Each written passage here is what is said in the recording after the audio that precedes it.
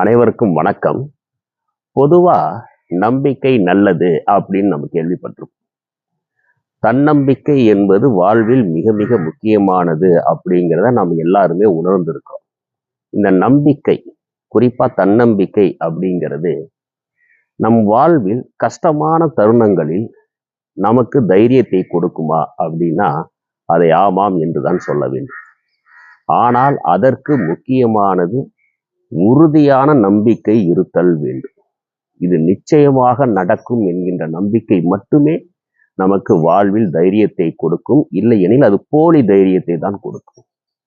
அது எப்படி வாழ்வில் தைரியத்தை கொடுக்கும்? ஒருத்தருக்கு நிறைய கடன் இருக்குது.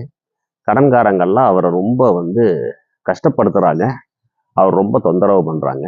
என்னடா நமக்கு இவ்வளவு கஷ்டமா இருக்குது அப்படின்னு சொல்லிட்டு ஒருத்தர்கிட்ட உதவிக்கு போறாரு. உனக்கு எவ்வளவு கடன் இருக்குதோ அந்த கடனை 10ஆம் தேதி வாங்கி